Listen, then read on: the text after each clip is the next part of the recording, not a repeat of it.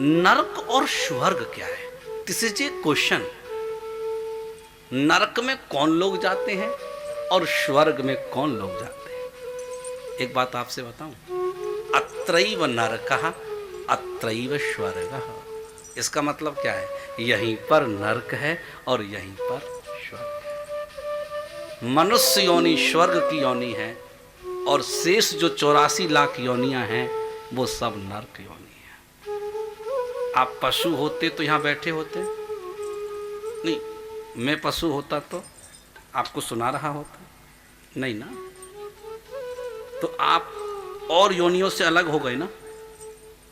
आपको भगवान ने बुद्धि दी है ना, विवेक दिया है ना। पशुओं को उतना विवेक नहीं दिया है, बुद्धि नहीं दिया है।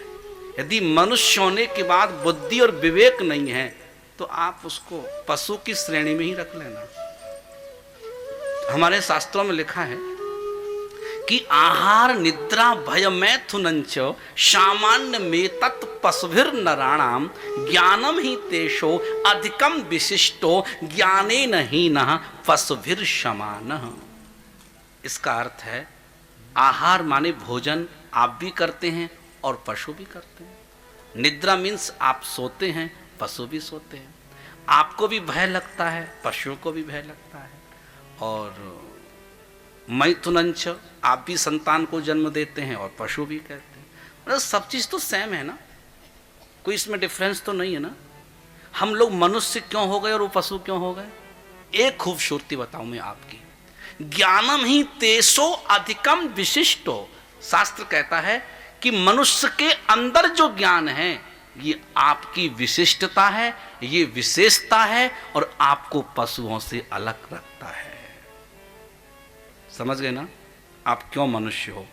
यदि हमारे अंदर विवेक नहीं है, ज्ञान नहीं है, तो आप भले ही मनुष्य हो लेकिन प्रवृत्ति तो आपकी पशुवत ही कही जाएगी। प्यार से बोलो। जो व्यक्ति जैसा पाप करता है वैसी योनि को प्राप्त हो जाता है। लेकिन महाराज हम तो संसार के लोग हैं, हमसे तो पाप हो जाता है। भगवान ऐसा कोई उपाय बताओ कि हमारे पाप का प्रायश्चित हो जाए। सुबह करें तो शाम को प्रायश्चित हो जाए और शाम को करें तो सुबह को डिलीट हो जाए वो पाप, मोबाइल के व्हाट्सएप की मैसेज की तरह। ऐसा कुछ बताइए। तब भगवान शुकदेव ने कहा, परीक्षित हाँ आपने सही पूछा है। कितना बड़ा भी पाप हो राजन, यदि कोई 3 बार नारायण का नाम लेता है तो समस्त पापों से प्रायश्चित होकर प्रभु को प्यारा हो जाता है। इतना पाप तुम कर ही नहीं सकते कि जितना पाप की क्षमता प्रायश्चित की नारायण के नाम में है। केचित केवल या भक्त्या वासुदेव परायण अघम धुनवंती कार्ष्णेव निहार इव भास्कर। इस श्लोक का मतलब समझो। जैसे सूर्य की किरणें उदय होने के बाद सारे अंधकार को नष्ट कर देती हैं, निहार मीन्स अंधकार, सूर्य की किरणें नष्ट कर देती हैं, ऐसे ही जैसे धोबी मलिन वस्त्र को धुल करके साफ कर देता है। कितना भी आपका कपड़ा गंदा हो जाए, आजकल धोबी बड़े महंगे हो गए। हमसे फोन किया, बोले महाराज आपका पैसा बढ़ाएंगे, आपको नुकसान होगा। मैंने क्यों नुकसान होगा? बोले पैसा बढ़ाएंगे। मैंने नहीं कोई नुकसान नहीं होगा। बोले क्यों? मैंने कि आजकल 2 दिन पहनते थे अब 3 दिन पहनना शुरू कर देंगे। क्या कर सकते हैं? अकेले तो बैठना है, पास में तो कोई बैठेगा नहीं। तो फिर बोला महाराज रहने दो, उसी रेट में चल लेता हूं। प्यार से बोलो। तो ये बड़ा मजे की बात आपको बता दी मैंने आज। अघम धुनवंती, अघम धुनवंती मीश, अघ शब्द का अर्थ क्या है संस्कृत में, हिंदी में ट्रांसलेट। अघ माने भयंकर पाप, अघ माने पाप। जैसे मलिन वस्त्र को धोबी धुलकर के साफ कर देता है, ऐसे ही नारायण का नाम मलिन से मलिन मन को, पाप से युक्त मन को धुल करके साफ कर देता है। प्यार से बोलो। महाराज ऐसा कोई पापी हुआ नारायण का नाम लिया हो और पाप का प्रायश्चित हो गया हो। भगवान शुकदेव ने कहा मैं तुम्हें बताता हूं। कान्य कुब्जे द्विजा कश्चित दाशीपति अजामिलः नाम्ना नष्टा सदाचारो दास्यः संसर्ग दूषितः। महाराज, एक अजामिल नाम का ब्राह्मण था और कान्य कुब्ज गोत्रीय ब्राह्मण था और इसके पिताजी तो याज्ञिक होम करते थे।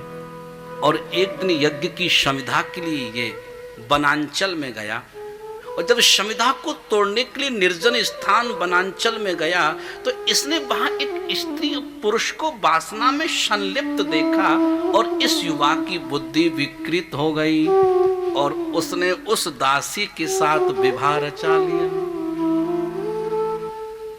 और नगर के बाहर ये व्यक्ति रहने लगा और एक दिन इसने अपने पांडित्य कर्म का त्याग कर दिया और चोरी करने लगा। मतलब अधर्म के रास्ते को चुन लिया इसने, गलत रास्ता चुन लिया। और श्रीमद् भागवत में लिखा कि एक दिन संतों की मंडली काशी से वृंदावन दर्शन के लिए जा रही थी तो रास्ते में महात्माओं को गांव में रात्रि हो गई। संतों ने पूछा यहाँ कोई साधु से भी ब्राह्मण है जो रात्रि का भोजन प्रसाद जिसके यहाँ हम ग्रहण कर सकें। तब किसी ने कहा महाराज एक अजामिल नाम का ब्राह्मण जरूर है। अजामिल के द्वार पर पहुंचे, दरवाजा खटखटाया तो अंदर से दासी निकल के आई। दासी ने आज संतों की मंडली को द्वार पर देखा तो बड़ी प्रसन्न महसूस करने लगी। संतों ने कहा देवी भक्त अजामिल है। दासी ने कहा माफ कीजिएगा वो तो नहीं है, मैं हेल्प यू, मैं कुछ आपकी सहायता कर सकती हूँ क्या? हाँ, एक्चुअल हम इस रास्ते से जा रहे थे और हमारी इच्छा हुई कि हम भोजन ग्रहण हमें करना था तो प्रसाद। इस देवी ने कहा महात्मा जी संत आए तो मेरा सौभाग्य है और मेरे घर का प्रसाद ग्रहण करेंगे ये तो मेरा अहोभाग्य है। जाके ग्रह पावन भयो संत पधारे आए। जिनके घरों में संतों का पदार्पण होता है वो घर घर नहीं वो तीर्थ हो जाता है। इसलिए तो हम लोग चरणों को धोकर के जलपान करते हैं महाराज। प्यार से बोलो। ब्राह्मणों के चरणों में तीर्थ का निवास होता है और तीर्थ हम नहीं जा सकते रोज तो भागवत के बाद हम लोग चरण धो लेते, जलपान कर लेते। और श्रीमद् भागवत में लिखा देवी ने कहा कि महात्मा जी अपने हाथ से बनाकर तो मैं नहीं खिला सकती, कि वो जानती थी कि मेरा धर्म क्या है और महात्मा पथभ्रष्ट हो जाएंगे। अपने हाथ से भोजन बनाकर आप प्रसाद पाइए। हर घर में भोजन नहीं खाना चाहिए, माफी चाहूंगा मैं। प्यार से बोलो कि जो व्यक्ति बनाता है उसकी मानसिकता उसमें सम्मिलित होती है। माँ भोजन बनाए तो टेस्ट अलग है, पत्नी बनाए तो टेस्ट अलग है, बहन बनाए तो टेस्ट अलग है, पत्नी बनाए तो अलग है, पड़ोसी बनाए तो अलग है, नौकर बनाए तो बिल्कुल अलग है। सबकी मानसिकता उसमें मिश्रित होती है।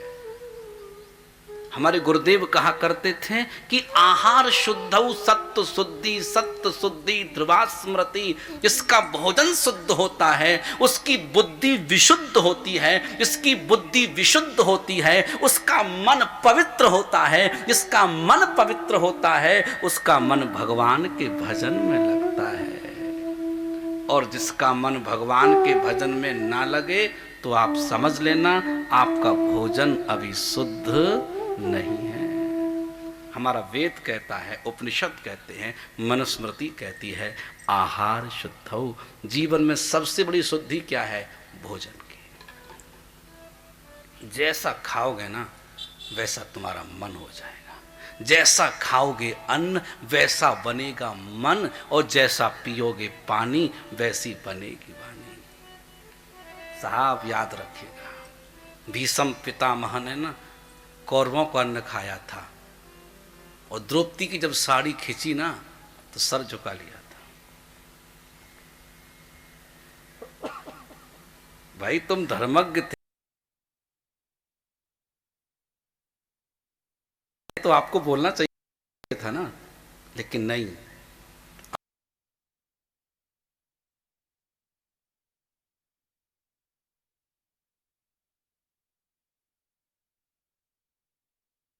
अफसोस किया उन्होंने, इसलिए नहीं बोले कि मैंने कौरवों का दूषित अन्न खाया है और मेरी बुद्धि दूषित हो चुकी है, मैं निर्णय लेने में सामर्थ्य नहीं है मेरी।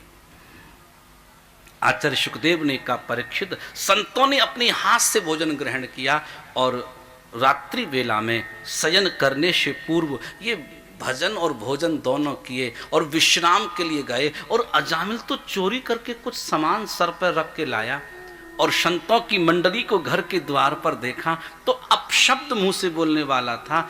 इतनी देर में अंदर से दासी निकल के आई, इशारा करके बोली, अंदर आइए ना, कम ऑन प्लीज, आओ ना। ये अंदर आया। भारतीय महिला कभी हमारे यहाँ मुंह से नहीं बोलती, इशारे से बोलती है। प्यार से बोलो। ये मर्यादा है हमारी भारतीय महिलाओं की, ये खूबसूरती है। हमारी भारतीय महिला दुनिया में सबसे निराली कही जाती है। आपको देख करके प्रणाम करने का मन होता है कि आपके अंदर लक्ष्मी लगती है, और विदेशी महिला को प्रणाम करने का मन नहीं होता क्योंकि वो राक्षसी लगती है। ये हमारे यहाँ वृंदावन में आते ना वो लोग, तो उनको देख के आपको श्रद्धा नहीं जगेगी, आपको महिला के प्रति कोई भाव नहीं जगेगा। आप लोगों को देखकर हृदय में प्रसन्नता होती है, प्रणाम करने का मन है। भारतीय परंपरा है, मर्यादा है, हमारी माँ है, तो इसलिए आप पूजनीय हैं। आप इस परंपरा को बना के रखना, मैं आपसे प्रणाम करता हूं। प्यार से बोलो, इस परंपरा को बनाना, हम उधर ना जाएं जहां हमारा सम्मान ही कम हो जाए। प्यार से बोलो। भगवान सुखदेव ने कहा, परीक्षित, दासी ने कहा, पति अजामिल से देखो, आपने जानकर तो कोई पुण्य नहीं किया है, अज्ञान में तुमसे कोई पुण्य नहीं हुआ है पतिदेव, कि तुम्हारे घर का जो भोजन है, अन्न है, ये तो ग्रहण किया है इन महात्माओं ने, और तुम भूल से भी संतों को अपशब्द मत बोलना। अजामिल तो छत्तीसगढ़ी अमृत पिए हुए था, वो तो सो गया, लेकिन संत समझ गए कि अजामिल तो भक्त नहीं है, अजामिल तो दुष्ट है। व्यक्ति के स्वभाव से पता चलता है कि कौन दुर्जन है और कौन सज्जन है। और आजकल दूसरे की बातें मत माना करो कि वो व्यक्ति ऐसा है, वो व्यक्ति वैसा है, बिल्कुल मत मानना। जब तक आपके अनुभव में कोई ना आए ना, तब तक उसे बुरा मत कहना और गलत मत कहना। प्यार से बोलो। आपको मिल जाएंगे प्रतिष्ठित लोगों के बारे में बोलने वाले लोग कि वो व्यक्ति ऐसा है, वो व्यक्ति, ना ना ना, मत मानिएगा। जब तक आपके अनुभव में वो चीज ना आए, महसूस ना करें, तब तक हम उसके बारे में गलत ना सोचें, गलत ना बोलें। प्यार से बोलो। अजामिल तो समझ गया, सो गया, संत समझ गए, लेकिन इसके घर का तो हमने भोजन किया है। और महात्माओं का स्वभाव होता है कि जिसके हम भोजन करते हैं ना, उसको हम आशीर्वाद दे के जाते हैं, उसको हम आशीर्वाद देते हैं। संतों ने कहा, अजामिल, हमने आपके घर का भोजन किया है, कम से कम दक्षिणा तो दो। अजामिल ने कहा, महात्मा जी, लोटा सोटा लंगोटा आपका नहीं छीना मैंने, ये दक्षिणा मान लेना। मैं किसी भी महात्मा का छोड़ता नहीं ना, आपका छोड़ दिया हूं ना, राधे राधे, ये दक्षिणा है। अजामिल से संतों ने कहा, अरे हमें रुपया पैसा नहीं चाहिए, तो महात्मा क्या चाहिए आपको? तो पास में तो दासी खड़ी थी, पत्नी खड़ी थी उसकी। संतों ने पूछा, अरे देवी, आपके कितने संतान हैं? दासी ने कहा, जी बाबा जी, मेरे ना 9 पुत्र हैं और 10वीं की तैयारी है। तब कहा, बेटी, तुम्हारे घर में 10म पुत्र जब हो तो उस बालक का नाम नारायण रख लेना। उस पुत्र का नाम नारायण रखना। आज दासी ने कहा, महात्मा जी वचन देती हूं, बेटा हुआ तो नारायण और बेटी हुई तो नारायणी। इतना कहकर तो संत चले गए और महात्माओं का आशीर्वाद वर्षा और उसके घर में पुत्र प्राप्त हुआ। और नाम क्या रखा? क्या नाम रखा? बोलो नारायण। इसी के बहाने कम से कम बोला करो। क्या नाम रखा? नारायण। अब छोटा बेटा है, नाम नारायण। बहुत प्यारा है, सो स्वीट। अब छोटे बच्चे स्वाभाविक अच्छे लगते हैं और खासकर जो छोटा पुत्र होता है ना, वो माँ को ज्यादा प्यारा लगता है। छोटा बेटा माँ को प्यारा होता है और बड़ा बेटा ना पिता को प्यारा होता है। अब छोटा बेटा माँ को प्यारा, बड़ा बेटा पिता को प्यारा, तो बेचारा बीच वाला किधर जाए? नहीं तो बताना पड़ेगा ना आपको। मैं बता दूं छोटा बेटा माँ को प्यारा, बड़ा बेटा पिता को प्यारा, जितने भी बीच वाले हैं ना वो सब मेरी तरह साधु हो जाओ। दुनिया में जितने भी महात्मा आपको मिलेंगे वो बीच वाले ही मिलेंगे। लेकिन मोला नंबर मत पूछना, मोला खुद ही शर्म लगते दादा। प्यार से बोलो, ये कंफर्म है, यदि मैं साधु हूं तो पक्का बीच वाला हूंगा। प्यार से बोलो। मेरा भी भाइयों में चौथा नंबर है।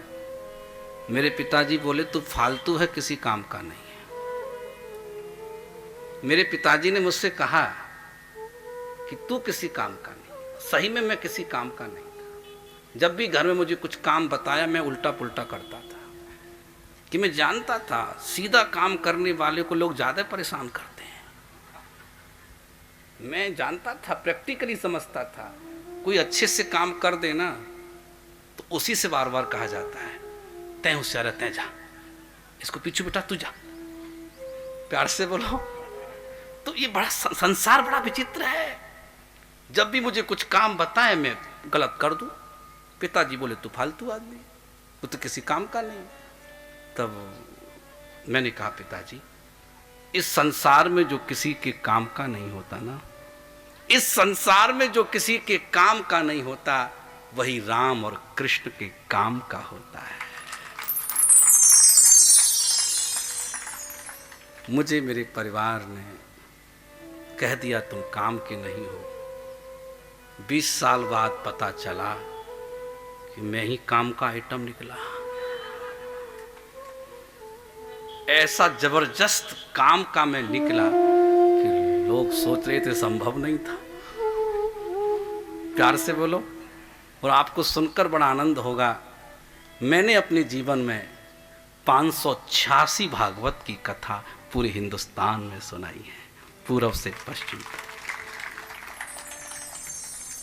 छत्तीसगढ़ का प्यार मुझे बहुत ज्यादा मिला है।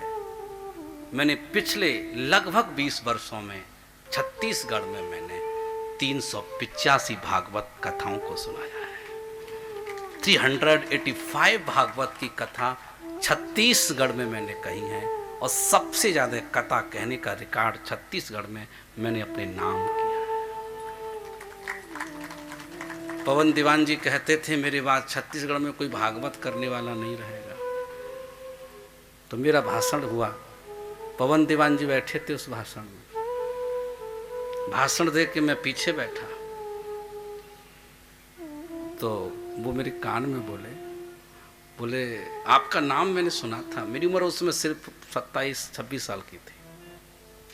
तो उन्होंने मुझसे कहा कि मैंने आपका नाम सुना था, आपके बारे में लोग मुझे बताए, लेकिन आज मैंने आपका ये स्पीच सुना है, आपकी शब्दों की क्वालिटी को मैंने देखा है, बोले अनुभव किया है, और मुझे लगता है कि छत्तीसगढ़ में हमारे बाद भागवत सबसे ज़्यादा यदि कोई कह पाएगा तो आप ही कह पाओगे। और इस परंपरा को बना कर के रखिएगा।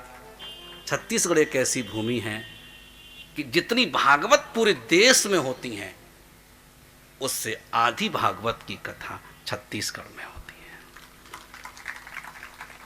भले ही लोग बड़े स्तर पर ना करा पाए, घर के आंगन में ही कराएं, भले ही हम उनके काम ना आए कि हम तो मंडप में ज़्यादातर भागवत करते हैं, तो फिर भी लोग आस्था उसमें रखते हैं। ये भगवान की बड़ी कृपा है। प्यार से बोलो। तो मैं आपको बता दूं, आज अजामिल ने बेटे का नाम नारायण रखा था, भगवान का नाम था, और यमराज के दूत अजामिल को लेने के लिए आए। यमराज के दूत अजामिल को लेने के लिए आए, और गले में जब पास बांध करके खींचना शुरू किया ना, तो अजामिल चिल्लाया, दूरे क्रीडन काशक्तम पुत्रम नारायणा वयम। गले में जब पाश बांधा तो ये अजामिल चिल्लाया कि नारायण बचाओ, नारायण बचाओ। और जैसे नारायण के नाम को पुकारा, भगवान के पार्षद तो प्रकट हो गए।